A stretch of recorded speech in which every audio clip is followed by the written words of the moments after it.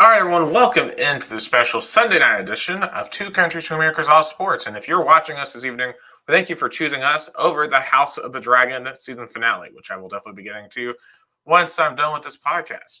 I'm Nick Hill, as always, from Chattanooga, Tennessee, United States. And joining me from America, Sao Paulo, Brazil, is Gus Tomazeli. And Gus, have you ever watched House of the Dragons or Game of Thrones? Actually, I have never watched Game of Thrones. I never did. My brother did. I never got into this series, but nice.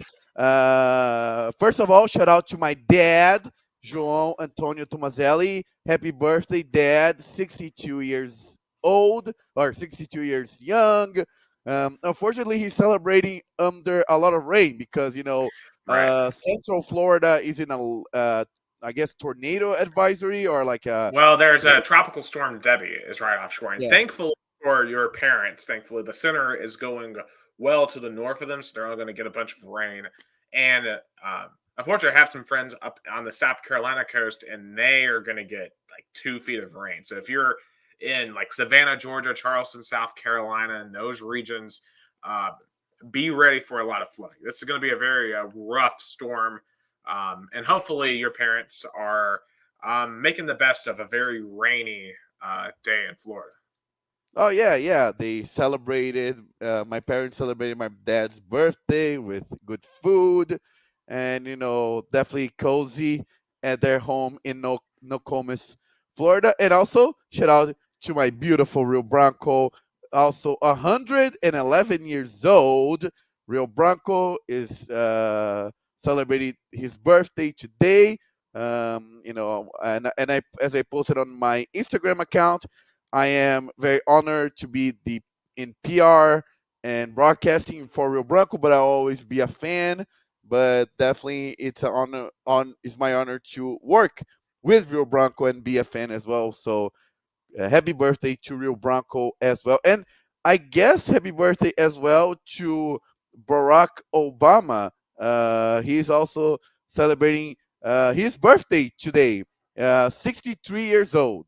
So a lot of birthdays Wow, Obama today. does not feel like he's 63 at all. And I believe Yeah. today, if I'm correct, is Jeff Gordon's birthday as well. If I'm not mistaken, he, famous NASCAR driver, because I remember him and Obama share the same birthday. So, uh, yeah, so Yeah, a lot of people yeah, having 53 birthdays years this old. week. A lot of people born on August 4th. Only the best. Yeah, exactly. Lots of superstars. Happy birthday to all of you, from presidents to race car drivers to Gus's dad to your soccer club as well. Everyone born on not soccer, the 4th of August, the 4th. Um, so happy birthday to all of you, and shout out to Gus's parents in the comments section. So once again, happy birthday to you, Mr. Tomazelli. All right, so let's get right into it here. And of course, the month of August means pads are popping. It is time for some football. We are 27 days away from kickoff in Neyland Stadium, 20 days away from the first college football games in Ireland for the college football season. In fact, we have the first NFL preseason game this past Thursday night. High schools have their preseason jamboree games this week. So it is full on time to start really diving into what we can expect for this football season.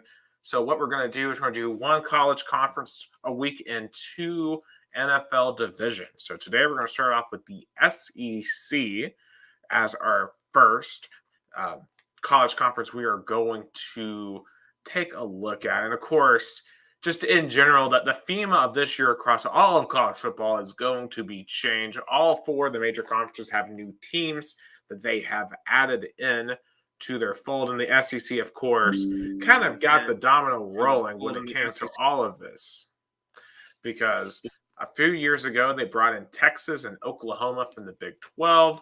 We've been waiting for this day to come, and now Texas and OU are officially in the SEC, and they will be playing conference ball here this year. So, Gus, just kind of, when you look at the 16-team league now, because, when I was a kid, the SEC was only 12 teams. And then 10 years ago, we added Missouri and Texas A&M to get to 14. Now Texas and Oklahoma have joined, so we're up to 16 teams. What do we think right now about, I guess, the state of the SEC? Like, what do you see as the major storylines? I think the big storyline is was the end of the division era. So there's no more SEC East and SEC West, and that's definitely is going to change the landscape of how the SEC is going to, send teams to the playoffs. Of course, now it's a different also era in the playoffs as well. But for a few years, I remember the peak of that was like 2017 or 2016, 2017. That everybody was like, oh, it was not fair that we have to divide the SEC in divisions, and the SEC West was loaded and the SEC East was not as good. I think back in, I think 2015 and 2016 was kind of the peak of that, because I remember 2016, a very mediocre Florida team play a loaded Alabama team. And on that year I as mean, well, and remember too, the second and third years Missouri was in the SEC East. They went to the SEC championship game. So yeah, the SEC East was really, really bad about a decade ago.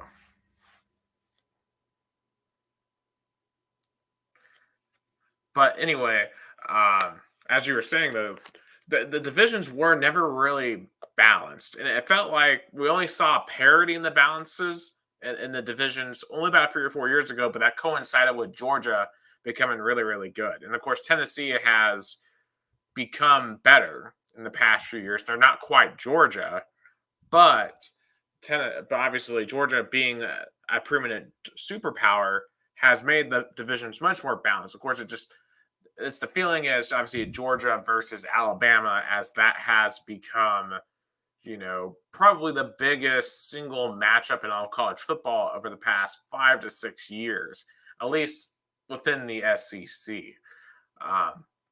So you're right there, 16 teams, no divisions. It's going to be interesting to see how it plays out, because the question is, do all teams truly have balanced schedules? Because I think the answer to that's no. Because, it's going to be impossible to when you don't have divisions. And even when you have divisions, it's going to be impossible to guarantee that each team has an equally difficult schedule. Because, you truly never know how good a team is until the season starts. You can guess, like Vanderbilt, we can guess is probably going to be near the bottom, if not the worst team in the SEC, because more often than not, they are. So Vanderbilt can't play themselves, so their schedule is going to be hard. yeah, but I want to let's start with some questions about this season. And one thing that I come up with: what coaches are in the hot seat? What coaches in the SEC are like they either have to do well or they're out? I want to start with definitely Billy Napier in Florida. He's definitely in the hot seat. He's definitely needs to show why he's there. Right, and he's in a tough position this season because obviously, heading back to last year, remember, they pull off that early upset of Tennessee in September that I still really can't explain beyond just rivalry voodoo. And they were 5-2 midway through the season, but lost their last 5 games, missed a bowl game at 5-7. And when you look at their schedule this year, they start off with Miami, week 1, and of course, Mario Cristobal, another coach that we have given a lot of grief on this podcast.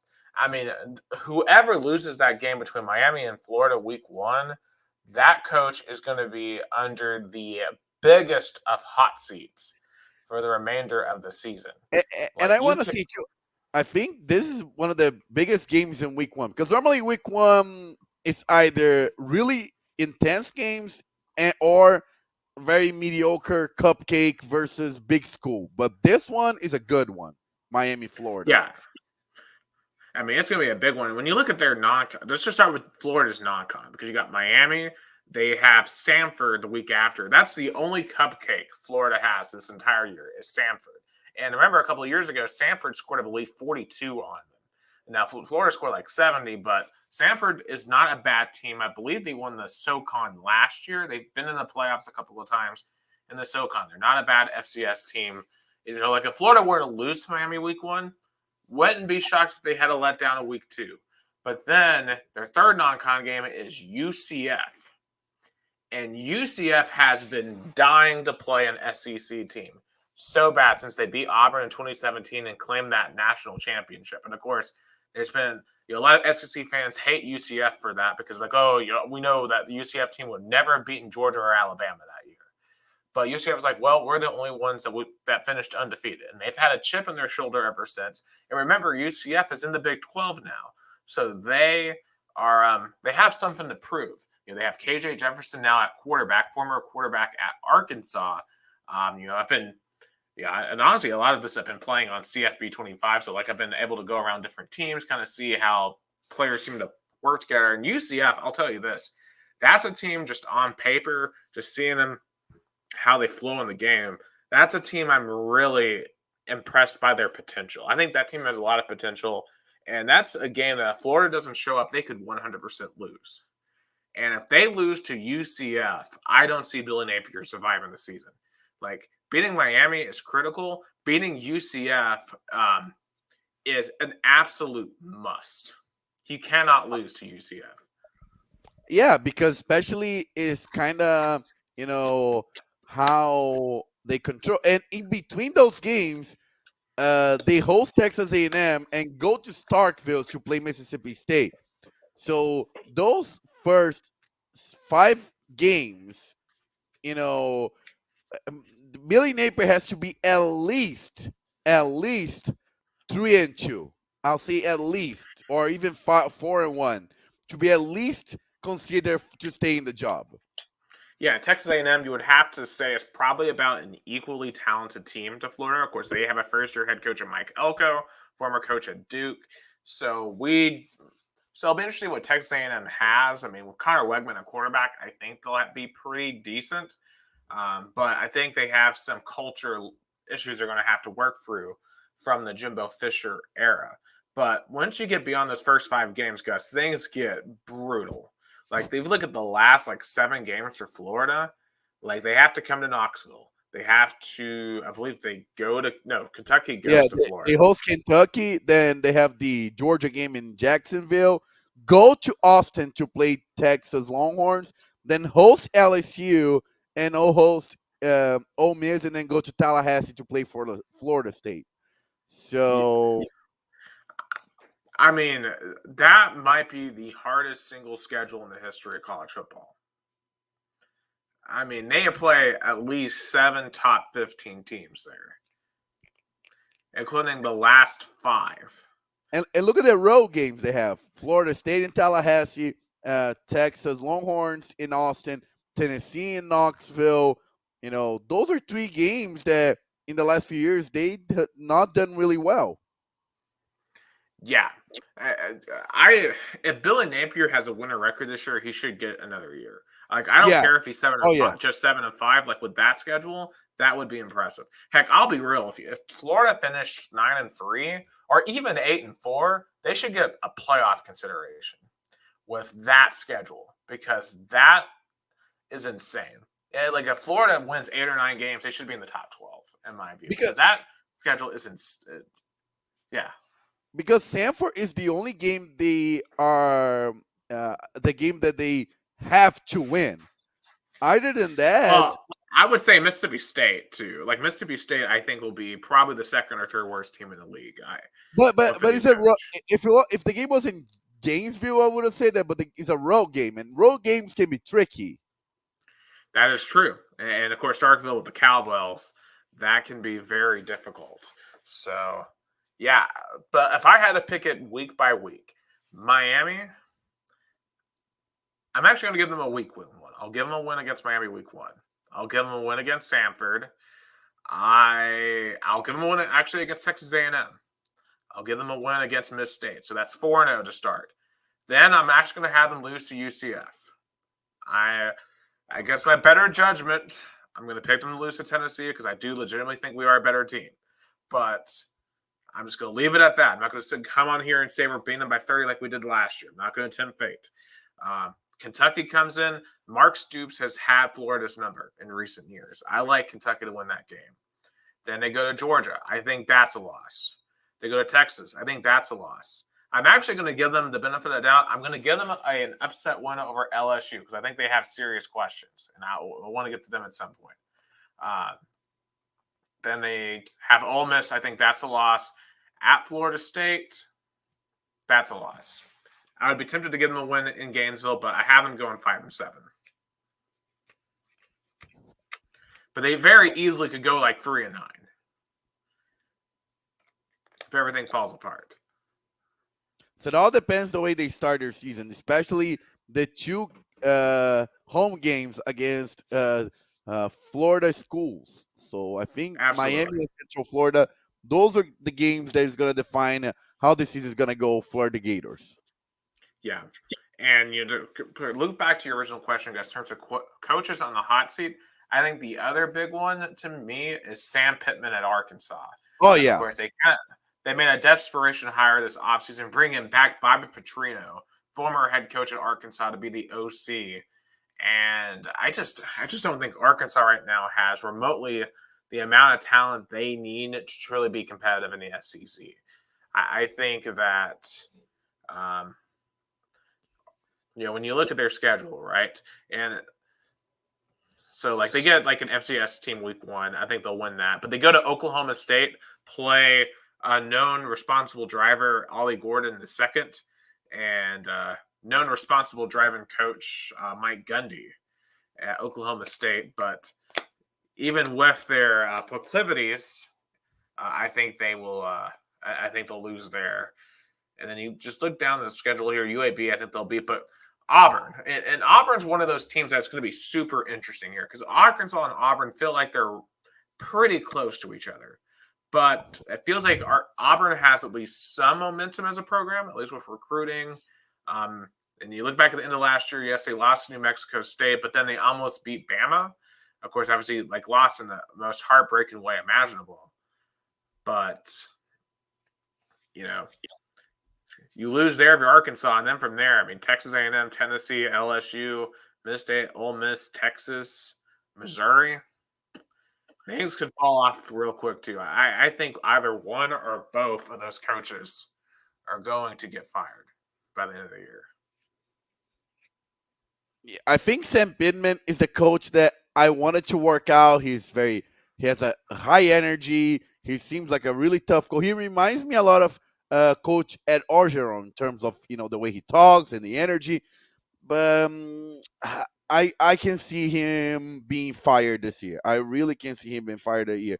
I mean, they don't start their season with very tough opponents. They have UAPB and UAB. In Arkansas. So I think they can have a winning record or maybe a 2-2. But then things get tricky because they play Texas A&M in the state of Texas in Arlington, then host Tennessee and LSU, which clearly are better teams, even though they host both of those teams. So I think Sam Pittman, if he is, let's say, 2-4 or 2-5, I don't know. He can maybe don't even end this season. Yeah, and that's the thing too is these college football teams are firing people earlier and earlier and earlier in the year. So would not be shocked if that were to happen. Outside of that, maybe the wild card coach that could be in trouble if things went south. Shane Beamer at South Carolina. Last year was not a good season for the Gamecocks. They finished 5-7, wasted a Spencer Rattler senior year. And if you really look at his tenure, outside of 2 miracle weeks in 2022 against Tennessee and Clemson that came out of nowhere, and based on maybe some other NCAA violations, maybe there are some answers as to why South Carolina randomly won those 2 games. But if you look outside of that, South Carolina has not been great under Beamer. They seem to be very frustrated with him. And he's been riding under the end of the year in 2022. Of course, those wins against Tennessee and Clemson that were fighting to get to the postseason gave him a really big lifeline. But 2023 was a very disappointing year, especially as you pointed out perfectly, wasting Spencer Rattler's senior year. That was everybody was expecting to kind of shine, and and I remember a lot of South Carolina fans, and even I saw on the internet making memes that is the memes about Shane Beamer with the sunglasses and how cool he was. But if he doesn't get results, it doesn't matter if he's cool or not. He's gonna get canned. Absolutely. And they started freshman quarterback this year in Lenore Sellers. So there's going to be some growing pains. And when you look at their schedule this year, they go to Alabama for the first time in 13 years. So that's going to be difficult. Go to Oklahoma. I mean, it's got Texas A&M, who they really struggle to beat. They've only beaten them once ever. Go to Kentucky, get LSU at home, got Missouri. They go to Clemson at the end of the year. This might be a team that doesn't get to a bowl game again. Yeah, and if he goes 4-8 or 3-9, I think he's done. I think and because of the disappointment of last season and underperforming, I and I like to analyze the first 6 weeks. Of course, there's a bye week in between, but I think he can survive. Especially he has two cakes against Akron and Old Dominion and hosting Ole Miss and LSU, which you know they win one of those two games. So I can see being 3-2 or 4-1, but then things get really really tough. Back to I back. mean, Ole Miss is a top 5 team, though, at least preseason. I mean, Yeah. that's. Oh, I know. No, I'm saying maybe they can at least steal one, or LSU or Ole Miss, because they're definitely in a higher place. But Yeah. both I mean, teams I are in think if they Columbus. get one of them, to me, LSU would be the more likely one. Just you're going to find out. I'm not high on LSU this year at all. I think they lose Jaden Daniels. Garrett Nussmeyer is a downgrade from Jaden Daniels. He's not a terrible quarterback, but that's a downgrade. And when you look at their defensive situation, right, they have a brand new defensive coaching staff. Their defense was not very good, and they didn't really bring in a lot of new pieces into that LSU defense. So for LSU, because remember, if it wasn't for Jaden Daniels last year, that's probably a team that's sub 500. It's just that Jaden Daniels was that good to win 9 games. And remember, in the games they didn't win, LSU got boat raced because they had no defense. Yeah. But I think the hell for South Carolina is after week 6 when they play back-to-back road games against Alabama and Oklahoma. Then I think of course they're gonna get a bye week after that, but man, oh man, it's a really hard stretch. Right. At least they get at Vandy. So there you go. At least that's a carrot there for South Carolina to get one road win. But I think those are the 3 coaches. I don't think there's really any others. Maybe is there any chance that, like, if Auburn stunk again, would Auburn cut ties with Hugh Freeze? Because I mean, they cut ties with Brian Harsin after 2 years.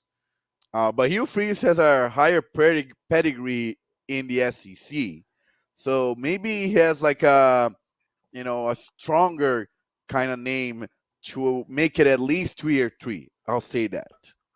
Right. I mean, any chance that Clark Lee gets fired at Vandy? I mean, does Vandy care enough to fire? Because they have fired coaches, but it's usually after a really long time. I mean, Vanderbilt is the program that it's they get what they can get. They're like, if we get one win. I mean, I remember they celebrated because they started week 0 and beat Hawaii, and every Vandy fan was like, we are 1-0. We are the top team, and of course things fell apart. And their starting schedule, of course, I think with Virginia Tech is a either way game, because if you think about it, Virginia Tech had a really rock year last year in the ACC. True. So I will say this: they had a very strong finish of the year last year, and I believe out of every team in the FBS, they bring back the most returning production. So some people think they are a top 25 team. Now, that to me seems a little bit like a stretch, but I do think they're better than Vanderbilt. Yeah, but they play Alcorn State and Georgia State. I mean, of course, we saw Georgia State can do some damage, and the game They go is to Georgia State, I believe. yeah, So, yeah. They go to Atlanta at former Turner Field. right. And then from there, their SEC schedule is not one for the faint of heart. I don't know. Like maybe South Carolina is the most likely SEC game they win because they're not winning at Missouri. They're not beating Alabama. I don't. Now they beat Kentucky the last time they went to Kentucky. I don't think that's going to happen again. You get Ball State in the middle, so that's another game you can win. But then you get Texas at Auburn, South Carolina at LSU, Tennessee, which is basically just a road game in your own stadium. And let's be real, Texas and Alabama in their home stadiums will also be road games. Oh yeah, definitely Longhorns and Alabama fans. They're gonna drive to Nashville. They're gonna because Nashville is a tourist city. So if you have an excuse to watch your team there in an environment that is very visitor friendly, you go. And you got to remember too, because Austin, Texas, is somewhat similar to Nashville in terms of the nightlife scene and culture. So it would make sense for a lot of Texas fans to show up in Nashville, and of course, Bama's just really close. So yeah, I don't. Outside of South Carolina, I think it's the best chance for Vandy to get a win in that gauntlet. But their over and under is 2.5 wins for the year. But in any case, let's talk about some teams that are not at the bottom. And I think the focus, well, I think there's going to be two main focuses. Let me save Texas and Oklahoma for a little bit later. Let's go down to Tuscaloosa because obviously a few months ago, Nick Saban just kind of randomly announces, I'm done. I'm retiring. And Alabama has to go out, do a giant coaching search, and they land the guy who finished runner-up last year with Washington, Kalen DeBoer. He is coming in. He's the new head coach of Alabama. And, could there be a job with any more expectations than the head coach of Alabama? When you take that job, people expect you to win national championships. So, is there any room for error for DeBoer at all? How much grace should he get in year one? And if you think about it, Alabama went to a different direction that SEC teams that faced this dilemma did. Because if you think about it, when Bear Bryant retired, Bama kind of went to the road of let's hire former Bama assistants that worked with Bear Bryant, former players. Didn't work. So when Nick Saban retired, Alabama Athletics were like, no, let's not go to this road. Let's get the coach in college football. They were the best coach available because Jim Harbaugh, he went to the NFL and he was the champion. So who's the second place team coach? Kellen DeBoer. So they got and if you think about it, what better coach was available? Maybe Oregon's head coach, but Oregon couldn't be Washington. That's true. And, when you look at Kalen DeBoer, I think the one thing I would be concerned about with him long term, right? So he only was at Washington for, I believe it was, 3 years? He was only at Fresno State before that for 2 or 3 years. So we haven't seen him fully develop a full cycle of recruits yet. Now, Alabama recruits itself. So, he's not going to have any problem recruiting at Alabama or developing talent.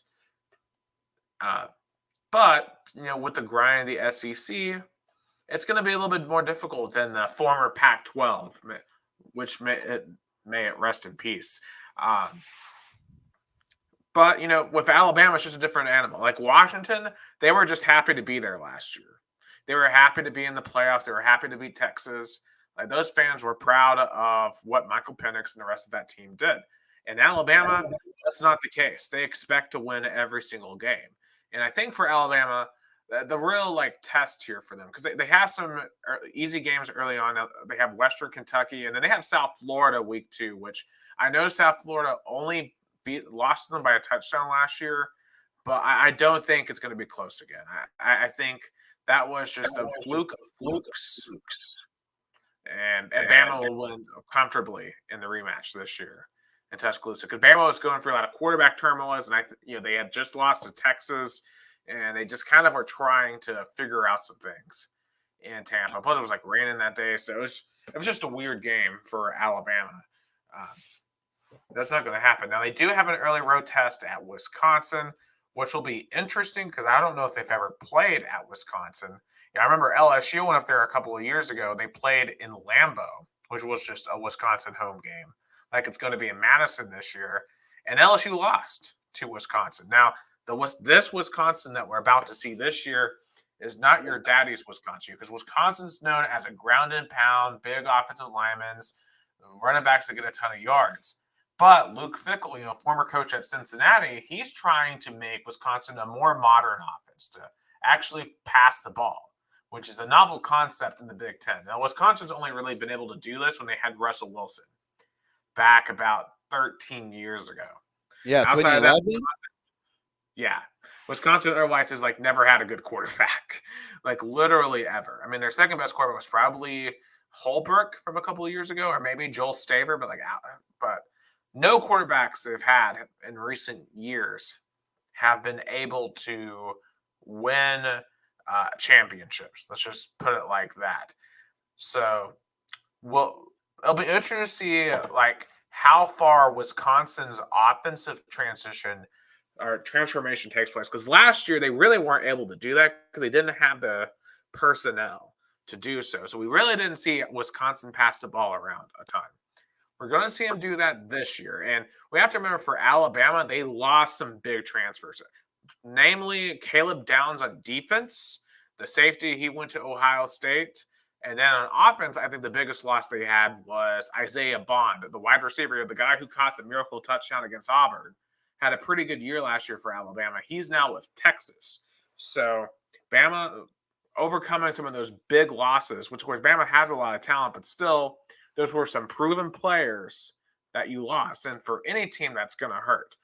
And got to remember, going to Madison, Camp Randall's a hard environment. They jump around.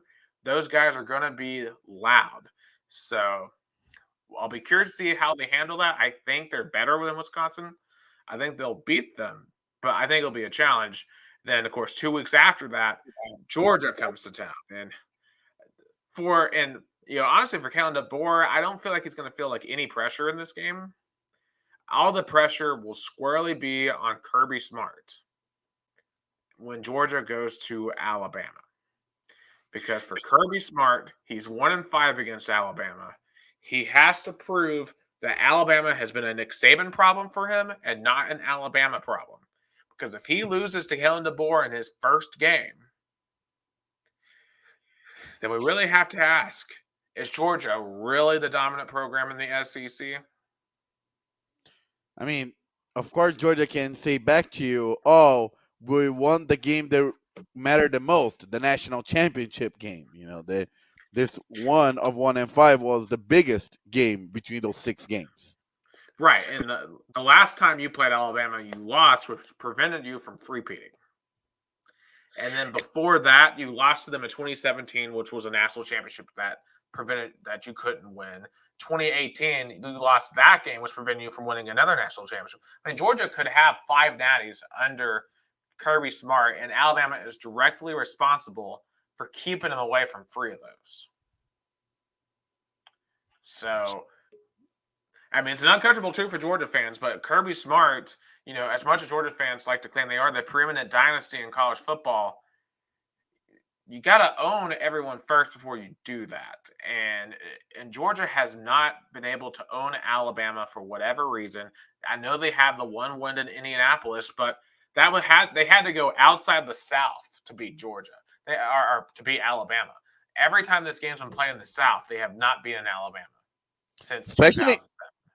Especially in Atlanta, where it's supposed to be a Georgia kind of more friendly crowd, but Mercedes-Benz Stadium has been nothing to unfriendly to the Bulldogs. Yeah, and I think too, it's not just going to be about football for Georgia this year. I think there are some questions about um, Georgia just as a program. Now, are they still focused on winning? Because they're obviously talent wise, probably the most talented roster in the country. At least one of the most talented rosters in the country. We know they have what it takes to win one. But the off the field issues have been just astronomical in this offseason. And it feels like this offseason especially. Last offseason was rough. Of course, you had the fatalities and the car racing incident, and you just had a lot of car incidents then. But then this offseason, in addition to the car stuff, you had a player you had to dismiss in Ra Thomas because he was committing domestic assaults. I just feel like at some point, no matter how talented your roster is, that's going to really cost you eventually. And maybe in a place like having to go to Tuscaloosa at night, maybe having a bad program cost Georgia. Kind of like the end of the dynasty of the Gators in the mid 2000s, where under Urban Meyer, this team was loaded, talented, but also equally um, um, they were as equally as talented as they were problematic in terms, especially with the law. Absolutely. I think this is where especially with the new 16 team era, with Georgia having to go play at Texas. Because Georgia just doesn't have the SEC East to run through anymore. And of course, Tennessee, is one of those teams that just was never good enough in recent years to really challenge Georgia. And we'll get to the Vols at some point. But for Georgia, it's going to be a lot harder to win SEC and national titles now for Georgia. So as you said, they better get it together, or otherwise they're going to be like Florida in the mid 2000s, and they'll fall off. So we're going to find out whether they're Nick Saban Alabama or if they're Urban Meyer Florida in the next 2 to 3 years. Yeah. And I have a feeling that they might be more Urban Meyer Florida, but we'll start to really figure that out this year. But in any case, back to Bama. Outside of course, that Georgia game, of course, they got to come to Tennessee again, which, of course, last time they came to Tennessee, that was, greatest sports night, one of the greatest sports nights of my life. And we'll see if the Vols can get back-to-back home wins against Alabama, which I certainly think they have a chance to. I'm not going to go ahead and predict that now. I want to see how teams are playing heading into that time of year, but there's certainly a chance that Tennessee could take them.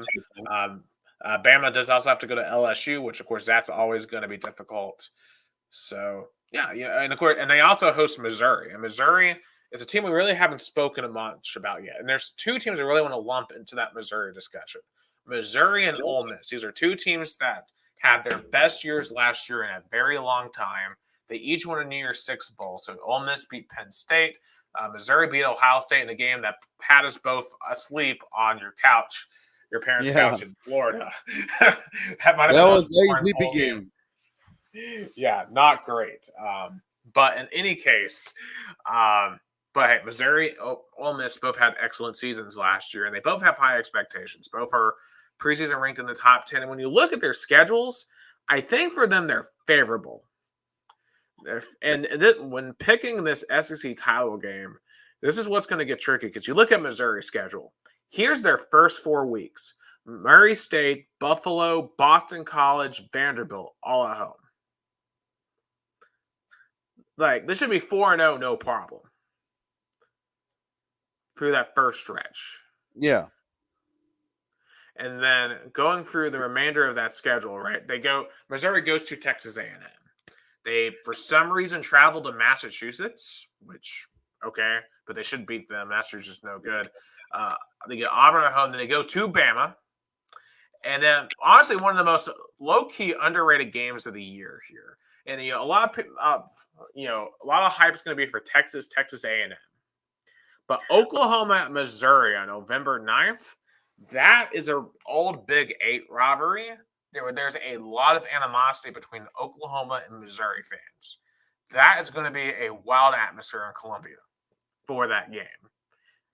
So In terms of underrated games of the year, that's what I'm looking forward to. And if Missouri can win that game and they go to South Carolina, to Miss State, host Arkansas, that's a team that can easily win 10 games, maybe 11 games, just because that schedule is super favorable. And let's be real, outside of Bama and Oklahoma, I think they're better than every team they play on that schedule. And then the same can be said about Ole Miss, because if I pull up Ole Miss's schedule, they have a very favorable path, in my opinion, as well, to potentially making a good run. So the first month, here's the first five games for Ole Miss. Okay, Furman, Middle Tennessee State, Wake Forest, Georgia Southern, Kentucky, at South Carolina. That's the first half of their schedule. I think Ole Miss will be 6-0. Yeah, definitely can see 6-0. I think the big test for them in terms of postseason is going to Baton Rouge to face the LSU Tigers. Right. Obviously LSU, that'll be a revenge game. Remember, Ole Miss beat them last year. That's a rivalry game. So can Ole Miss win on the road there? Then they get Oklahoma at home. You go to Arkansas. Then Georgia at home. Remember, Georgia dominated Ole Miss last year in Athens. But can Ole Miss return the favor in Oxford? And then go into Florida and Miss State. I think between Ole Miss and Missouri, one of those teams, if they can beat Oklahoma, if one of those two can upset Bama/Georgia, like one of those two teams could be in Atlanta just based on their schedule. And with no divisions, because if you look at, Texas, for example, Texas has to play Georgia. Georgia has to go to Bama and to Texas. I think Georgia's one of the two best teams in the SEC, but they certainly don't have one of the two easiest schedules in the SEC. And things could play out in that way for them.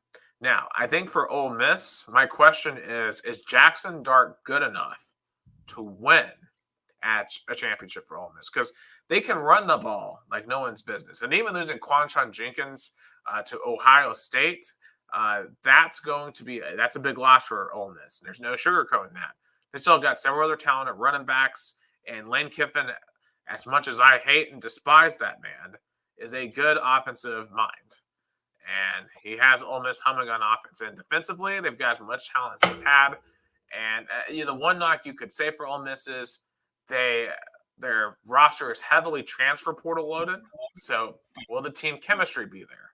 But I think unlike Colorado, they actually have competent coaches that will be able to pull them together and to do well. But in any case, Jackson Dart to me is a big question mark for them. For Missouri, you do have to wonder, with Drinkwitz, was that just a flash in the pan? Because up until last year, I thought Drinkwitz was not very good. I thought he was going to get fired eventually at Missouri. But, you got to give him credit. Missouri was a legit team last year. That defense legitimately was really, really good. We saw how they just completely embarrassed Tennessee. And I really wish Missouri had to come to Neyland this year, because I want to get some revenge back on Missouri this year for the whole standing on business deal. But, we don't play them this year, at least not in the regular season. So that kind of stinks. But, Missouri and Ole Miss, two very interesting teams to me. So I guess we should probably go now to the new kids on the block, Texas and Oklahoma. I guess, we've kind of talked about, like, who do we think is better fit right now? I think most people will tell you Texas is the better fit, of course, coming off a playoff appearance. I think with Quinn Ewers, with Isaiah Bond, with what they've got both on the offensive and defensive side of the ball, that team is SEC ready. We saw them go into Tuscaloosa last year, get a big win in Alabama. That team's not going to be scared to go into road environments in this conference. Yeah, definitely. Also they have Archie Manning. They're I think it's a team that can really kind of fit in well in the SEC. Steve Sarkisian, I think, is improving the team every year. If you see the Texas trajectory under Sark, the team is getting better every year.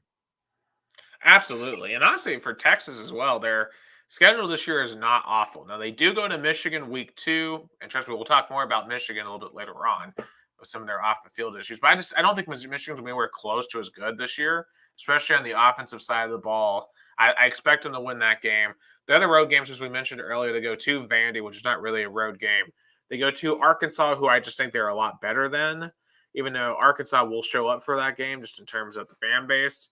But I mean, the real road test for Texas this year, outside of the Michigan game, is when at the end of the year they have to play Texas A&M, and Texas A&M is going to be super fascinating to watch over the next couple of years, because Texas A&M, their whole reason for leaving the Big 12 and coming to the SEC was to get away from Texas. And if you look at Texas A&M fans online, look at the way their administration talks, they're basically like, we think the University of Texas at Austin screws us at every turn, and we don't want to be their subjects anymore. So that's why we ran to be the SEC team in Texas, and they felt betrayed when the SEC brought in Texas. So this game in Kyle Field is going to be as hostile an environment. I mean, Ole Miss at Tennessee was an extremely hostile environment. This game has the chance to be even more hostile. Like, there may be a riot that starts by the end of this game. It's going to be so hostile.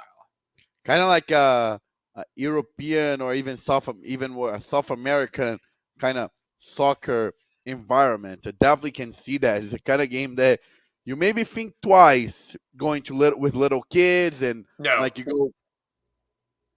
don't take your kids to Texas A&M. Yeah, Unless you want them to learn all the words of the rainbow. yeah, And perhaps learn what beer tastes like by the end of the yeah. night. So it's going to be nuts, that game and that environment. And I'll be curious to see how Texas handles that, because that one is going to be an insane. It doesn't matter if Texas A&M is 2-9 heading into that game, which I don't think they will be. I think they'll be decent. They'll show up. I mean, that game is A&M Super Bowl. Oh yeah, like that game means the world. A&M would go 1-11 if it meant they could beat Texas that night. definitely, and especially with a team that is under new management under Mike Elko. That you said, did well at Duke, but it's one thing to coach in a school where football is the number 2 sport in a conference that is not as good as used to. Now he's going to the SEC, and Mike Elko has to do at least somewhat decent to in the Texas game, because if he gets embarrassed at home against Texas, I don't know. Maybe he's a one year kind of thing. And we're gonna find out real early just how good A&M is, right? Because week 1, that primetime ABC game, Notre Dame at Texas A&M, which when we talk about ACC, we'll go more to Notre Dame there, but that's a huge game for both of those programs too. Because for Notre Dame, they've lost some embarrassing games over the past couple of years that really has kept them from really achieving what they wanted to do. And obviously A&M's not going to lose this game at home. So definitely some huge games coming up this year. Circling back up to the other newbie for Oklahoma, I guess what should be success for OU this year? Because it feels like a lot of people just think they're not anywhere close to the same level as Texas, but Oklahoma beat Texas last year. And I think people forget that Oklahoma beat Texas last year. Yeah, and that was a huge win for Brent Venables. He came with a lot of pressure because he had to replace Lincoln Riley, which did a Lane Kiffin kind of thing and betrayed the fans and left in the middle of the night, kind of. But I think, Oklahoma at least had to do a 7-5. Right. And to me, when you look at the schedule for Oklahoma, how do they handle some of these emotional big games, right? Because first home SEC game is Tennessee, and this is Josh Heupel, former Heisman winning quarter. Well, actually, he didn't win the Heisman, but he won the national championship for Oklahoma back in 2000. Coming to Norman, it's your first SEC game. You get Alabama at home as well. You have to go to Auburn, to Ole Miss, to LSU, to Missouri. Those are all, I mean, that's a brutal road stretch for Oklahoma. And of course, those are not all in a row, but that's throughout the season. That's just going to be a lot. Their non-con is pretty doable. I mean, you got Temple, Houston, Tulane, and Maine. I mean, Tulane's probably the best out of those 4 teams because Tulane is probably one of the top potential G5 playoff teams. Maybe Houston, now that they are in the Big 12? Yeah, I mean, Houston is not very good right now. I think Tulane is a better team than Houston, in my opinion. It's much more likely that Tulane will be in the playoff picture at the end of the year than Houston, just as a potential G5 representative for the American Conference. So, but in any case, Oklahoma should run the table there, go 4-0, which means how many SEC games do we think they win? And I think if they can go 4-4 in SEC play, I think that's a success. Oh yeah, especially the Texas and Alabama games. Those are going to be the defining games of the season. I think Tennessee too. If Josh Heupel wasn't there, I would agree. But Josh Heupel makes that game super important for Oklahoma. And let's transition into Tennessee, our beloved Vols, because we're coming into this year, right? 2 years ago, let's just step back for a moment, right? At the end of 2020 season, Jeremy Pruitt gets fired. I think a lot of people, including myself, thought the program was effectively dead and was going to take a very long time to rebuild. But Josh Heupel, thank the Lord, has come in and has made Tennessee competitive. We've made a bowl game every single year since he's been here. Of course, gave us a magical year 2 years ago in 2022 where we made a New Year's Six game, upset Alabama that season. And now we're coming into the first year under Heupel where we have a 5-star under center in Nico Imiolava. And you look at the reports out of practice. Of course, fall camp started this week. They say that this team is built SEC ready. They are physical on both lines of scrimmage. They are just a big, fast team. And it feels like Heupel has, because we've got to remember, he lost 37 players in 2021 when we were going for an NCAA situation. And now it finally feels like we're on the other side of that. And of course, with some of our recruiting successes, it really feels like we're on the other side of that. And I mean, there's no secret. I'm very excited for this season. I think Tennessee has a chance to match what we did in 2022. And I think for us, kind of like that Oklahoma, that game is huge. Because here's why it's huge. And obviously the Josh Heupel versus Oklahoma thing is huge. We have got to find a way to win on the road. Because if you look at since 2022 LSU, where we went to Death Valley and won 40-13, here are the road games that we have had since. We have had the Georgia game. Remember, that's basically the top 2 matchup, and we got creamed that game. I mean, I know it was a 2-touchdown final, but it really wasn't that close. Georgia dominated. Then we go to South Carolina, just an absolute disaster. Yeah, you were there. Yep. Then we go to Vandy. We won 56-7, but that's Vanderbilt. It doesn't really count. Then we go to Florida, another disaster. A team that we should never have lost to, we lost to. Then we go to Alabama last year, squander a double-digit halftime lead, get absolutely boat raced in the second half. Then we go to Kentucky, win there, but it's Kentucky. We always beat Kentucky. We've lost them 3 times in 40 years. Then go to Missouri, get absolutely destroyed by then. So, I mean, we've only lost in Neyland 1 time in the last 2 seasons, and that was to Georgia. And Georgia's just obviously a very, very good team. But all the struggles under Heupel in the past years have been on the road. So to me, winning at Oklahoma, winning at Arkansas, being at least competitive at Georgia would be nice. I'm not expecting to beat Georgia, obviously. We got to prove we can at least be competitive with them. We also go to we go to Vandy at the end of the year, which again is just a home game. So you got three real road games: Oklahoma, Arkansas, Georgia. For me, Oklahoma and Arkansas are very winnable. Yeah. Arkansas for sure. Oklahoma, I think it's roughly equal talent wise.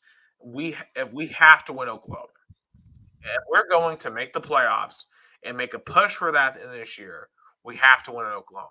Otherwise, we're not making the playoffs because to me, if you can't beat Oklahoma, you're not beating Alabama. You're not going to be competitive with Georgia. Like beating Oklahoma matters much. And let's not forget NC State week 2. NC State is going to be a top 25 team. Granted, I think Tennessee has a better roster. I think they have better talent. I think they have better coaching. We still go to North Carolina, so it's kind of a road game, but I mean, it's really a neutral site. And I think Tennessee will have roughly the same amount of fans there as NC State. But like NC State is not a slouch fan base. They have a lot of fans. But to me, like Oklahoma is the it game because if we go out there with Nico and his 5th start ever and beat Oklahoma at Oklahoma, then to me the sky's the limit. Oh yeah, definitely. And also we have to revenge 2015. That loss in Neyland Stadium, that was really hard to swallow. And that basically ended Butch Jones. Like Butch Jones never recovered from that, and the Florida loss 2 weeks later in 2015. Never recovered. Even with 2016, even with some of those wins, 2015 was a specter that ultimately led to the end of his tenure. So, and for Josh Heupel, it's a time to avenge all that. And I think they can do it. Now, granted, we did lose Jordan Thomas, one of our starting defensive backs, which is not fantastic. I think that was a guy who was going to really shine for us this year back there. So we're probably going to have to start a true freshman in Boo Carter, which is not ideal at all. Global Carter, he was very nice to me at the bowl game. We took a picture together, so I'm happy. Absolutely. He get a chance. Yeah, and he's very talented, but still, it's hard to ask a true freshman to start at defensive back in the SEC. It just is. There's been a handful of true freshmen that have come in and been great. I think of like Eric Berry is the prime example. Now, I'm not saying Boo Carter is going to be Eric Berry. If he is, we'll be fine. Let's just put it like that. So, in any case, I think that for the Vols, that's a very exciting team. And I'm just excited for the season to start. And of course, shout out to Fajon Brandon, our 5-star quarterback that in the class of 2026 from Charlotte that committed yesterday. So when you look at Tennessee's future, you have Nico right now. You got Jake Merklinger, a 4-star, who is one of the current backups, although I would argue that probably Gaston Moore will probably be the second string for now just because he has a lot of experience as a senior. Then, of course, you have 5-star why am I blanking on his name? George McIntyre from Nashville. He's a 5-star in next year's class. And then you got Fajon Brandon in Charlotte in the class after that. Fajon Brandon, looking at his highlight tape, he looks like Jaden Daniels. Like, he's only 15. Well, he just turned 16. Like, his 15-year-old highlights, he looks like a kid version of Jaden Daniels. And I'm just thinking what he might look like in 5 years when he's actually playing for Tennessee. Like, unreal potential there. So, I mean, Josh Heupel just is getting whatever quarterback he wants in every class, and it's something truly amazing to see. Oh yeah, definitely. And fall camp started really in a very positive way, and I think that Oklahoma game is gonna set the tone for the season. If Tennessee goes out and win, we can maybe hope for a playoff run. If it loses, then things can get really messy. Not messy, but kind of complicated. Right. 9. I mean, I'd say 10 wins probably is what you need. I'm trying to think. Who have we not? I think the only team we really haven't really touched on was Kentucky.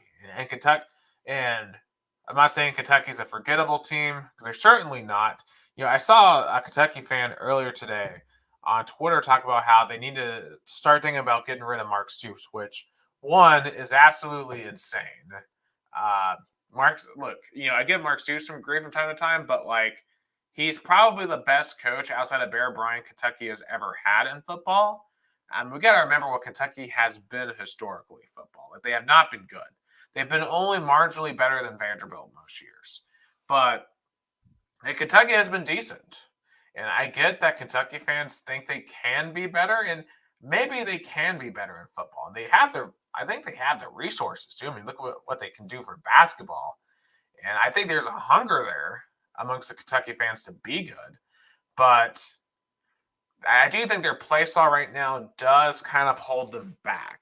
They're trying to be basically Georgia, and they just don't have the talent to really do what Georgia does. So, and they're bringing in Brock Vanderbilt, who's literally a guy who couldn't start at Georgia. Yeah, It feels like probably another 7-5 year for them. Just looking at their schedule, it's kind of a tough one, but I do think they have enough talent to get to 7 or 8 wins. But it feels like that's what Kentucky does literally every year. Yeah, Kentucky fans can be delusional, especially now that they are not good at basketball as they were, you know, like 10 or 15 years ago. So they put a lot of expectations in football, but they have to realize they're not an elite program. They're still a mid program. Then sometimes can get some really good wins, but in the end of the day, they're gonna go 8-4 or 7-5. True. I don't think we also talked about LSU as well. Guys dropped off for a second there, so he'll be back here momentarily. LSU, I also want to bring up as well because I've mentioned them earlier.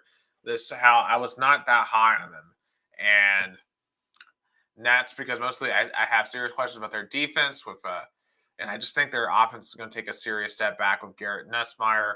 I don't think we've mentioned Mississippi State. I think for them, they just have a lot they have to replace. They're still just in a rough spot because of what happened with Mike Leach at the end of the 2022 season. His sudden passing put them in no man's land for 2023, and now they're kind of starting fresh in 24. So I feel bad for them, to be honest with you. And I think they're just going to have a long road to recovery. And in this modern SEC landscape, I don't know really where Mississippi State can find a way to be successful. I think Miss State at best can make fringe playoff runs. Yeah. Like if they're really, really good. I don't see them ever being SEC contenders. But hey, if Ole Miss can do it, maybe Mississippi State could theoretically do it because Mississippi has a lot of talent, but a lot of those players are going to play in schools not in Mississippi, and I don't entirely think that's completely for football reasons either. I think those are a lot of socio-political and socioeconomic reasons as well. But in any case, I guess the one thing we should pick, who do we, first and foremost, I guess outside of just picking teams, who is a player that you're excited to watch this year? Like, who do you think could be like the best player in the league? Oh, he can start. Well, for me, if I had to pick one player that I think could really stand out this season, I'm going to make myself not go Tennessee because I would choose James Pierce. I think James Pierce would just be is going to have a chance just to have an absolutely lights out dominant season at defensive end. But looking across the league, I think Isaiah Bond with Texas is going to be absolutely insane this season. I think him and Quinn Ewers are going to be a connection that's going to put the fear, so much fear in opposing defenses. And I think Texas is going to light up a lot of scoreboards. I'll go Tennessee then. Nico, I'm excited. What I saw from him at the Citrus Bowl was impressive, and he's getting mature and ready for year 2. Oh yeah, I think that's definitely a good pick as well. And also, too, for that Tennessee Oklahoma game, Nico versus Jackson Arnold, two very young quarterbacks in their first really big duel. That's going to be something special to watch as well. Anyway, who are the two teams that you think will be in Atlanta? I'll say Bama, Georgia. Bama, Georgia. I am going to go completely off course here. I'm going to say Texas and Missouri. And here's why. I think Missouri is going to benefit significantly from that schedule because I think they're going to finish 7-1 in conference play. I think the only loss they're going to have is at Bama. I think they'll beat Oklahoma and beat everyone else on their schedule. And I think Texas is going to beat Georgia at home. And I think Texas is better than everyone else on their schedule as well. And I think Georgia could run into two losses on that schedule. And I think Bama is going to find a way to maybe lose at Tennessee, maybe lose to LSU somewhere. They could lose to Georgia.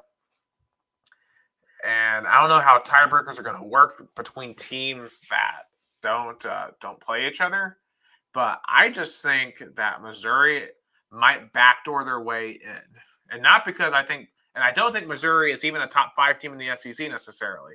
I just think they're better. Their schedule is extremely favorable to maybe backdoor their way in. And if that happens, I'll be curious what the reaction is going to look like.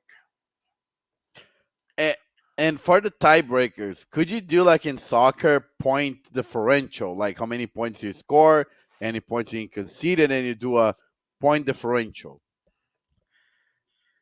I mean, because then at that point you would be encouraging teams to run up the score. So I don't think they would ever do that because that's going to be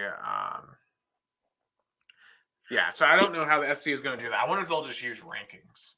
And because, I mean, the real also talking point, too, is for some teams, it may be more beneficial to miss the conference title game than to go to it. So I think beyond those two teams, I think Georgia, Alabama, Tennessee, and Ole Miss are all teams that have a really good shot at making the playoffs. So yeah, my dark horses are Tennessee and Texas for the SEC championship. I don't know I think a lot of people think Texas is a top 2 free team. So I wouldn't consider them a dark horse. Tennessee for sure would be a dark horse. And Missouri, I think a lot of people would consider to be a dark horse. So that, I guess, is mine. But that's really just because I think the schedule is really favorable for Missouri. All right. So that's the look at the SEC. I've already talked about the Tennessee thing. Michigan, though. Michigan facing numerous NCAA violations. We've been talking about this for a while. Go ahead. It was bound to happen. Even they won the national championship. Those things were not going to go away. They weren't. But I think if you were Michigan, you sit back and say, it was all worth it. And plus, you also challenge NCAA and say, okay, but what are you going to do about it? Yeah. Because we saw what Tennessee did. I mean, really, what is the NCAA going to do about it? I don't know how much power they even have to enforce things anymore. Yes, that's going to be a big test. How much the NCC has power over now teams that are basically giving the middle finger. Absolutely. So this is going to be fascinating to watch unfold. Also, I know that Mel Tucker, the former Michigan State coach, he is suing the Michigan State over being fired over sexual misconduct. So that's going to be interesting. So both Michigan schools right now are big trouble outside the field. Exactly, which is going to be a locker room distraction. Also, another locker room distraction, and I want to share this. It's an article from Athlon Sports that's detailing a chaotic culture within the locker room of Deion Sanders in Colorado. So this basically said that. So basically, there's a lot of problems within the locker room. So, for example, so it says some players aren't suited, and this is all from the article. It says, "quote Some players aren't suited for prime time, or at least that's what the Colorado staff wants everyone to believe." Because there's been a lot of transfers, a lot of players that have been coming and going, a lot of coaches that have been coming and going out there in Boulder. But conversations with those who have left Boulder reveals the true nature of the culture within the Buffaloes program. A few former players have spoken anonymously to Athlon, fearing retaliation if they went on record.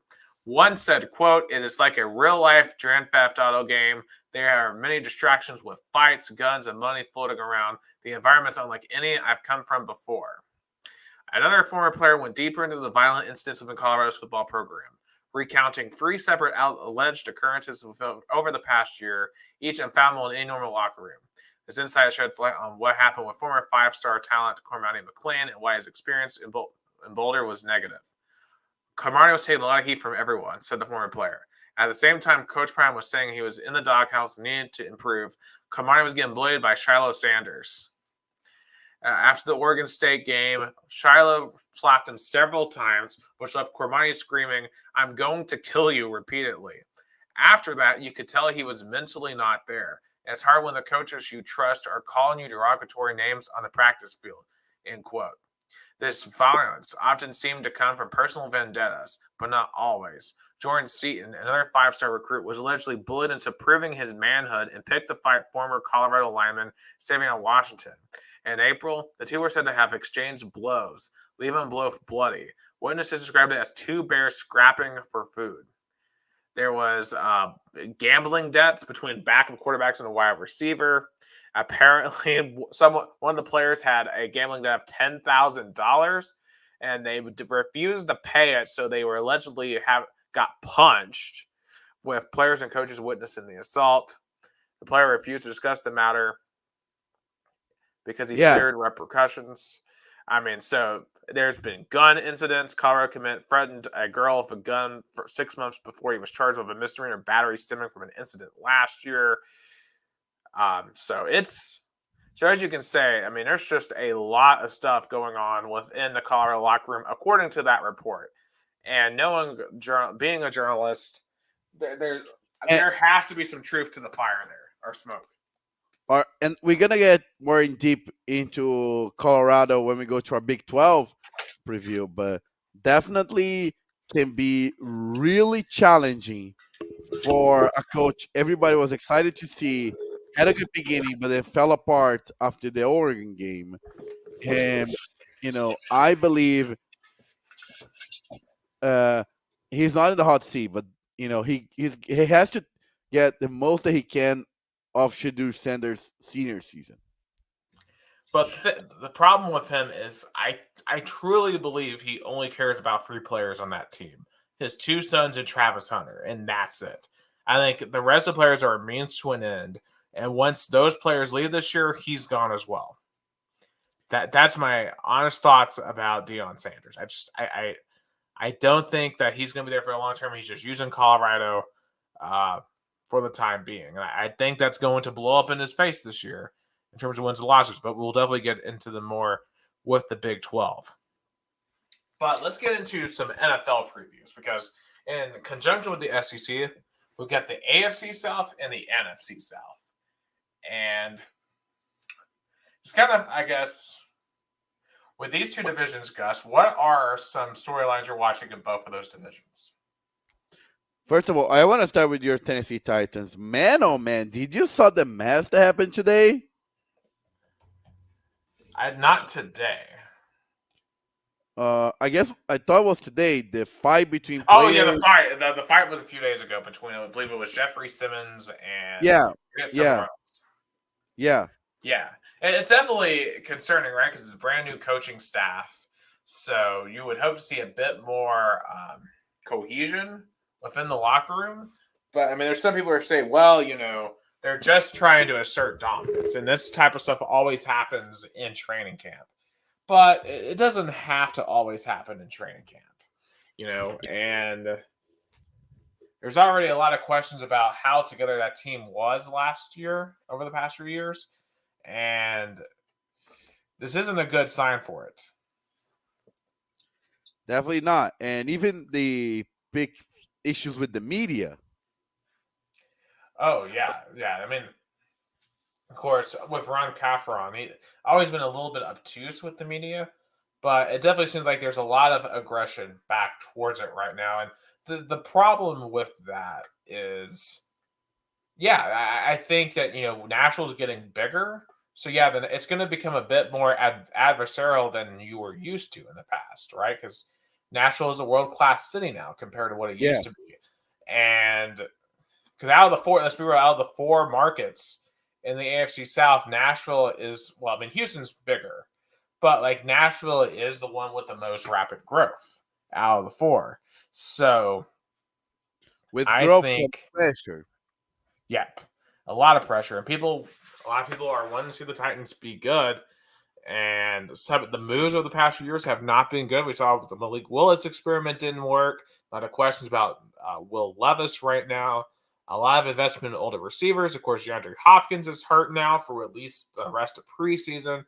Maybe a little bit beyond that. And he's 34. So, I mean, even when he comes back, you think he's going to be, not what he normally has been in the past. So, and of course, you get rid of Derrick Henry, who is probably the most beloved player in Titans history. Excuse me.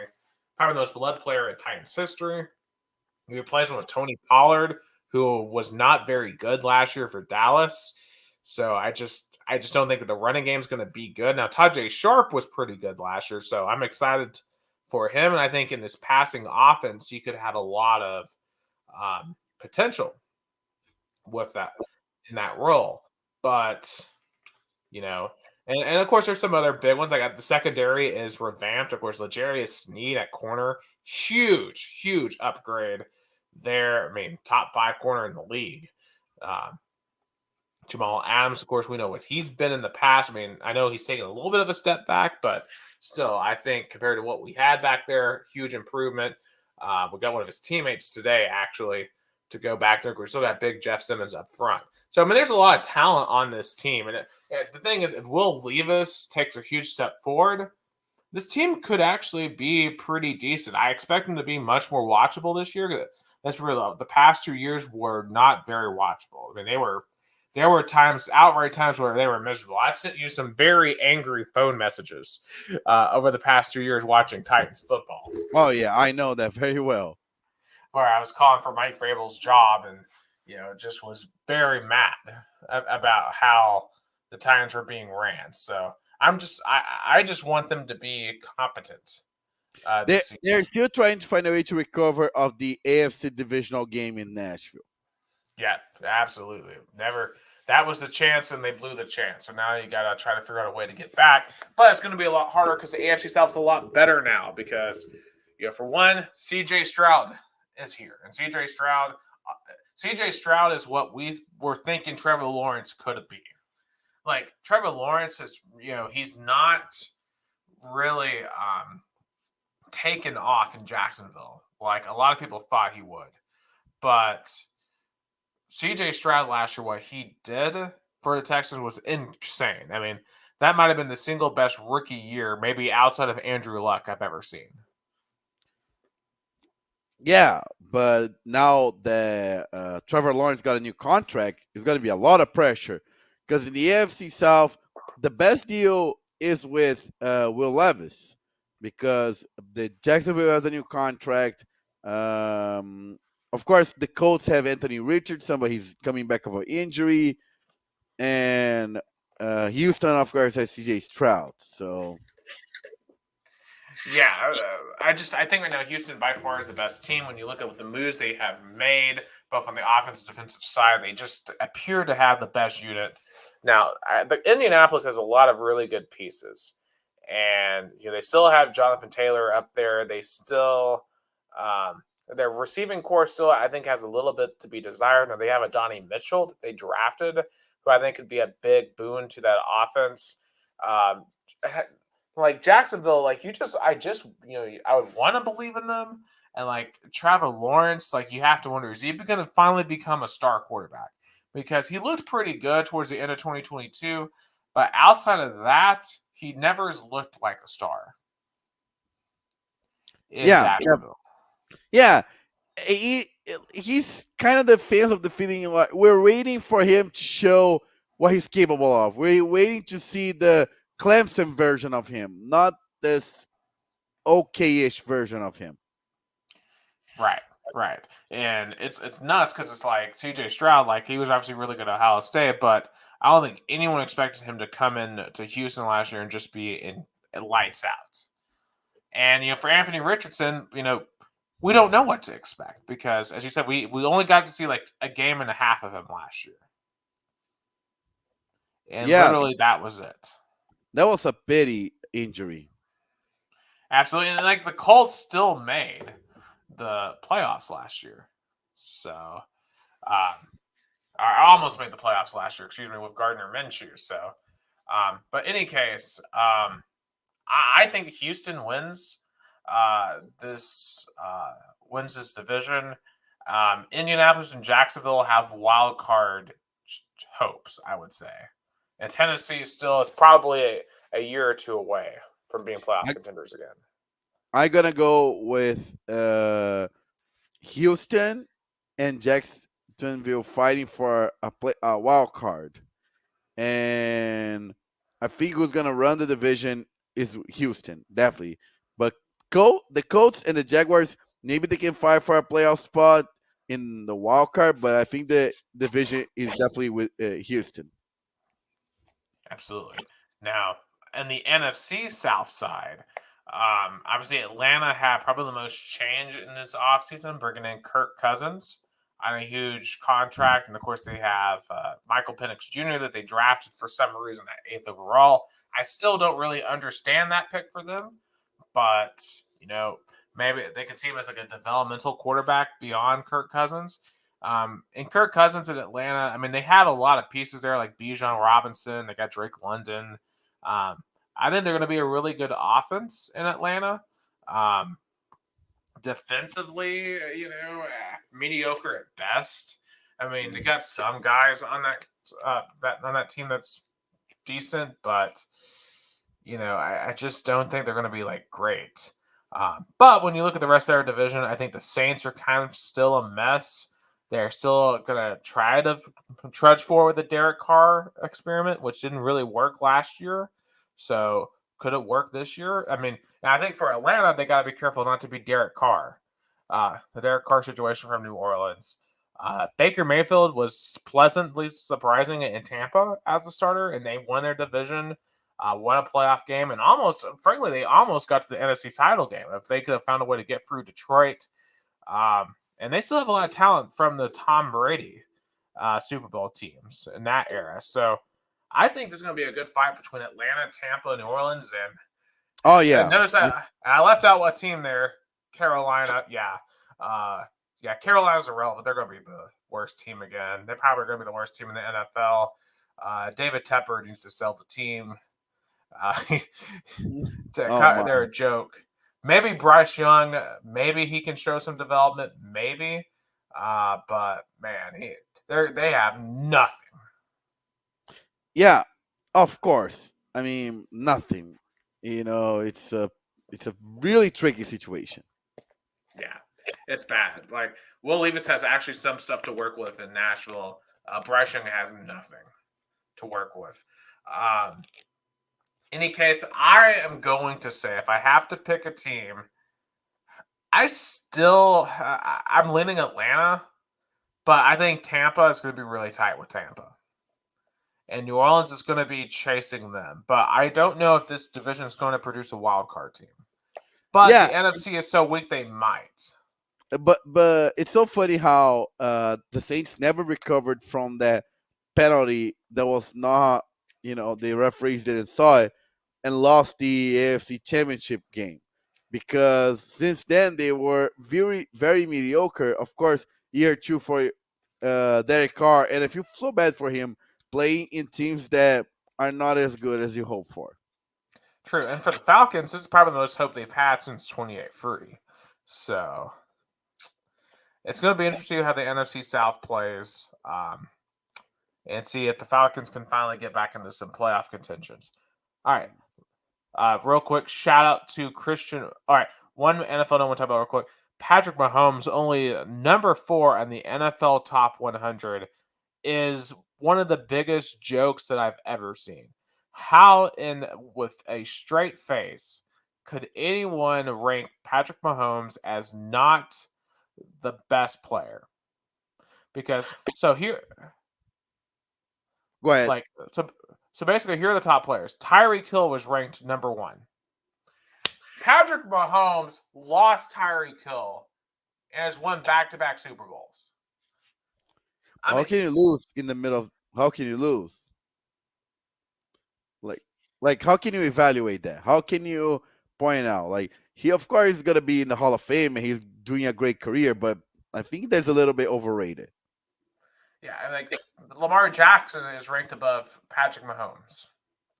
And Patrick Mahomes literally just beat him in the AFC title game. But I guess that's true, but yeah, And then Christian McCaffrey, which at the end of the day, no matter how good a running back is, I'm sorry, you can't rank him above a quarterback who's literally leading a dynasty right now.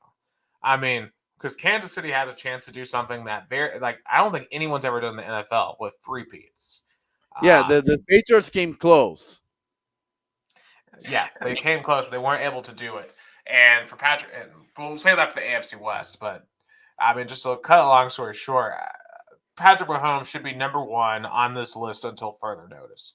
And the suggestion that Patrick Mahomes is not the best player in the NFL and is not currently the face of the NFL is absolutely asinine. Totally, 100%. So I don't get that at all. Rest of the top 10, by the way: Myles Garrett, Chris Jones, Trent Williams, T.J. Watt, Travis Kelce, Max Crosby. The remainder of that top 10. Shout out one baseball note here: Christian Moore. He's already risen to Double-A, and he hit his first home run last night with the Rocket City Trash Pandas. So congratulations to him for raising through the ranks real fast. And he'll be in the big leagues before you know it. He'll be in Chattanooga in a few weeks. I might try to go watch him. But anyway, Gus, let's get into some Olympics talk. Yeah, Olympic time.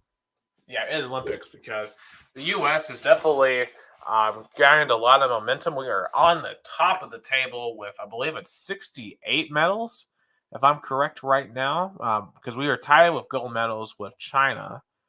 But we are... yeah, they are tied with gold medals with China, but the total difference, U.S. in front. So U.S. number 1. Absolutely. So U.S. just doing the thing, and of course, lots of stars across the America. I mean, Simone Biles has been incredible as a gymnastics. I'm no gymnastics expert. She's been incredible. Katie Ledecky just smoking her competitors in the pool. Scotty Scheffler today. Oh my gosh. I mean, he was down like 7 strokes to start the day, shot 8 under par to win the golf tournament in a gold medal. And, it was crazy because when he was accepting his gold medal, he was just breaking down in tears because of how much winning for his country meant. And you could see that too for Djokovic of Serbia, because he beat Carlos Alcaraz today, and he won the gold medal. And it's interesting because a lot of people in the tennis and golf are saying, oh, these tournaments don't really mean as much as the majors for tennis or golf. But I think there's a chance the Olympics is starting to become a 5th major for both, because both tennis and golf have 4 majors. And I think the Olympics coming once every 4 years, like winning a gold medal means a lot. But then at this point, like you winning the Olympic medal, of course, for example, in basketball, Carmelo Anthony won 3 gold medals in the Olympics. In any other sport, he would be like the top, and he's not in basketball. So you have to also put in perspective, the sport they are analyzing. Yeah. So I think that when the problem with that is that's a team sport, so you have to have a lot of stars to ever beat the U.S. in basketball, right? But for individual talents like tennis or golf, I think, that's a lot more just the individual. And depending on the quality of the course, it could become a major. So, uh, and plus, there's a chance for us to see PGA versus LIV golfers as well. So, I think that's a huge deal there. Also, shout out to Noah Lyles. I mean, winning in a just basically by his nose. Just a crazy photo finish to win the 100-meter gold medal. And shout out to everyone else that has won so Yeah, far. Um, and according to my big friend and Rio Bronco insider Lucas Argito, he pointed out that Noah Lyons kind of took a shot at people that says the American sports are the world champions because they only compete in USA. So he was kind of taking shots, and he crushed it in the 100 meters today. oh, absolutely. And it was interesting too. Is it's kind of like a political undercurrent with some of these wins, right? Like look at Simone Giles saying, she loves her quote unquote black job, kind of responding to just a line that President Trump has been saying out on the campaign trail. Um, And of course, there's obviously been a lot of political undercurrents throughout these Olympics. You look at the opening ceremony controversy or the boxer from Algeria, and there's just been a lot of stuff. A lot of people trying to root against the athletes. And this goes back to what I was saying in our previous episode of I think regardless of politics, root for your country's players. Um, or otherwise, I think that makes you look very unpatriotic. So I'm here. I'm rooting for all the American athletes because they've worked hard to get to this. As I'm sure you're working for all the Brazilian athletes Oh um, yeah, in I these have. Olympics. So Like you know, shout out to Rebecca Andrade, who's really put up a fight against Simone Biles in gymnastics. Shout out. yeah, because he's been killing it. Because like those two and like the Italian girl, the D'Amato, I think is her name. Those have been like Yeah, the three best. yeah. Shout out to Beatriz Souza, who won in judo and got Brazil's first gold medal. Oh, that's awesome. Yeah, so we Brazil has one gold medal. Uh, 4 silvers and 5 bronzes, so 10 in total. Because of the one gold medal thing, Brazil is 24th. But if Brazil wins another gold medal, they're gonna jump all the way to 12, or all the way to 15. And where does Brazil normally come in the medal count? I mean, Brazil should be favored in volleyball, men's and women's. Um, Probably surf. Um, but two matchups I want to talk about that involves our country, and the Tuesday one definitely is more on your side, Brazil and US. On Tuesday, 3:30 Eastern time, 4:30 Brazil time. Of course, United States heavily favored. Again, shout out to my really good friend Lucas Argito. Give me kind of like a summary of the Brazil basketball team, who is in a new generation. That is no Nene, former Wizards player, no Varejão, former Cavs player, no Splitter, former Hawks player, no Leandrinho, the former Cavs and Golden State player. Only Marcelinho Huertas, who is really playing well, is the kind of the veteran on this team.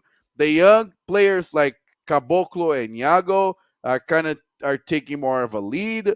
Gui Santos, who is in the Golden State Warriors G League team, is the most promising player, getting some really good minutes, helping defensively with a lot of intensity. Two players, Leo Meninde and Benite, are really good in the 3-point line. The only the only negative point of this team is the rim. Losing good points and not having a renovation. Felicio, who used to play for the Chicago Bulls, are the in the bench if Caboclo gets out, and he's very limited. And the coach Petrovic is really doing good. So, of course, Brazil has nothing to lose on this game. All the pressure is in the United States. Oh yeah, and the U.S. have had an interesting road so far in the basketball side of things because I mean, the controversy has before and during has been about Joel Embiid and whether or not he should be one even on the team, and two if he should be in the starting lineup because of what he did, ditching his home country in Cameroon and then ditching the adopted country of France to come play with the U.S. Kind of seems like he's gold medal chasing, and I don't think the best lineup involves Joel Embiid. Like he got completely schooled by Jokic in Game 1 of these tournaments, and he just hasn't really, I think, popped off the screen. But who really has popped off, of course, is Kevin Durant. LeBron at times has looked like the best player on the court still. Curry is trying to get back and going in terms of a groove. Of course, Booker has had some big shots in this tournament. And as you mentioned, at the end of the day, you just look at our roster, it's just NBA star after NBA star. And they seem to be getting better and better playing with each other.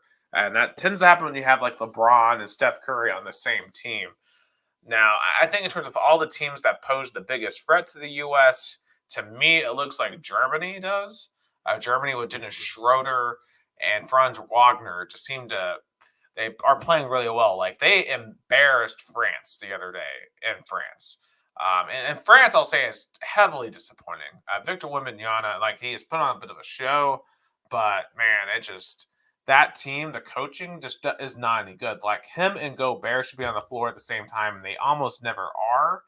And I don't understand why they aren't. I don't know what the French coach is doing.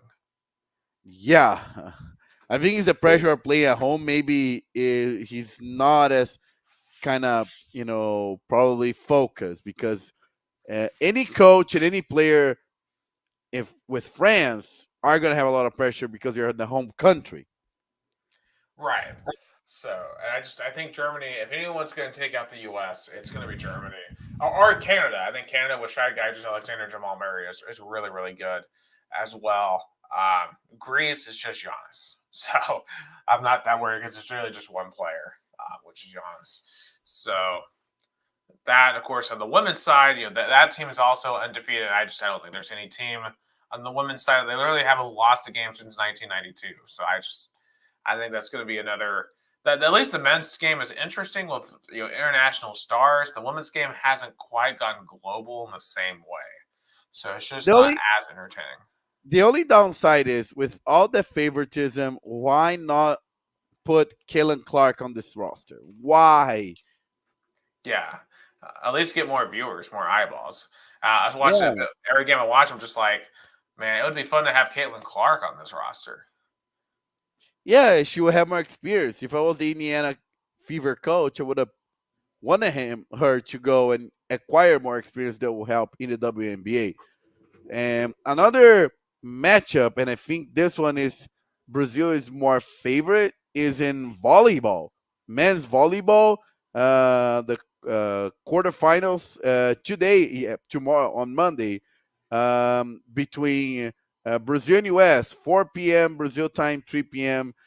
Brazil is in a new generation, but I think it's still one of the best countries in the world in terms of men's volleyball. And I think they're the favorites against US. Yeah, I mean, you guys are the volleyball country. I mean, literally, that's why the volleyball on our graphic here is on the Brazilian side, not the American side. So Yeah. I would be surprised if the U.S. beat on any form of volleyball. Perhaps the team that is most in doubt to me for the U.S. is the women's soccer team. Because they had a big win the other day against Japan and 1-0. They had to go to extra time. Japan really played conservative in the quarterfinal match. But, the Emma Hayes, they were able to tactically get through to get a goal and to get through. So now they're in the semis. And this would be huge for the USWNT because, I mean, this is like the main team that's playing. It's not like the men's team. Like, this is the team for the women. And if they can find a way to win, that would be absolutely huge. They They played Germany. Yeah. They played Germany. And Brazil upset France. Everybody thought Brazil was going to lose badly to France, especially without Marta. I don't know if you saw the play. Go out and watch later how, the way she kicked the Spanish player. She got a 2-game suspension and was already carded. And everybody thought, oh my God, Brazil is done. And we won 1-0 against France, and now we're playing Germany. We play Spain again. So I hope Brazil advances because at least we get a silver medal and we go to the finals again. But we know Spain, they are the new generation. They're doing really well. So it's going to be a really, really tough matchup. Yeah, Brazil US final would be awesome. Oh, yeah, it would. It definitely would. But in any case, I will say this: I think that overall the Olympics have been very entertaining. I haven't been this enthralled with an Olympics in probably since Rio in 2016. So I think in And terms of of course, Olympics with fans gives a more sports atmosphere instead of that really empty kind of Olympics in Tokyo. right, and I just don't, as we mentioned before, I just don't care about the Winter Olympics like I do the Yeah. Summer Olympics. So yeah, so very exciting. It's going to be a good week of Olympics in Paris. And let's, I guess, finish off the show with what's going on in Brazil. And Rio Branco, I saw, had a tough Saturday, unfortunately. Really tough, even though Rio Branco's birthday was today, our present, we had a Greek, we call Greek present, not a good present. Lost 3-1 to the under 23 Red Bull Bragantino team. If Rio Branco would have had win that game, Rio would have been in the playoffs. But now we have to win at home against São Bento. The defense is struggling a little bit, especially with the new players that came after the Paulista A4. You know, fans are very mad at Leandro Melic, the head coach, calling for him to leave, for the former coach Rafael Pereira, who won the A4, to come back. And, it's going to be a tough week at Rio Broncos headquarters in Decio Vita Stadium. I know that for a fact. I'll be there working. It's not going to be a very fun week, I'll say that. And to finish up Brazilian soccer, the week 21st, the week 21 of Brazilian Championship finished today. It's going to finish today with Cruzeiro and Fortaleza. But some really interesting game. Corinthians at home couldn't win Juventude, even though Juventude got two players with red cards, minus two players for the entire second half, and Corinthians couldn't win. Corinthians now in 18th place in the relegation zone. Things are not looking good. They didn't win the last three games, one loss and two ties. Corinthians are really, really not in a good moment right now. But Botafogo is still in the top, even though they won one game of the last three. Palmeiras tied today, but during the week I think it was on Thursday, fans, so-called organized fans, show up to Palmeiras headquarters to protest, and that's more the literally the most insane thing I ever saw. How can Palmeiras fans protest a team that won everything they could in the last 4 years? How? I mean, what are they mad about? Oh, they're mad that Abel Ferreira is being too conservative. He's holding the team back. That he should leave. And I say, are you guys nuts? This guy won everything. Only no, the only tournament he didn't win was the FIFA Club World Cup, and I mean, he came really close, going to extra time with Chelsea. So it's just literally insane to think about that. And I, go ahead. I mean, it'd be like Georgia fans demanding Kirby Smart gets fired, for football reasons. Yes. Yes, definitely. Kind of like that. Yeah. And so this midweek is going to be Brazilian Cup on Tuesday and Wednesday. Flamengo got a two-goal lead against Palmeiras last Wednesday. So I think Flamengo has the most favorable situation, even though they play on the road. They have a two-goal lead, and I don't see them losing a spot in the next round of the Brazilian Cup. I think the most competitive game is going to be Grêmio and Corinthians. They tie 0-0 at Corinthians Stadium, and they could go out either way. So it's going to be an interesting week for Brazilian soccer, Brazilian Cup playoffs this week. Absolutely. Well, it's definitely going to be a fun week in Brazil of more soccer, and hopefully Corinthians turns it around. I hate to hear that they're back in the relegation zone, and Oh, I oh, don't want them to become the next Santos. yeah, they're gonna fight for relegation throughout the entire Brazilian Championship. I don't see them fighting for Libertadores spot or even Sul-Americana spot. Their championship is to not be relegated this year. If they stay 16th place, it's a celebration because this team got really they even with injuries now they're really struggling. So Corinthians fans, they're up for a lot of emotions this year. Not a good one. Absolutely. Lots of emotions there. A lot of emotions in America coming up soon with college football. And of course, we've got much more football previews ahead for college football and NFL. But for tonight, that is it for episode 141 of Two Countries, Two Americas, All Sports. For Gus Tomazeli and Americana Sao Paulo, Brazil, I'm Nick Hill in Chattanooga, Tennessee, the United States.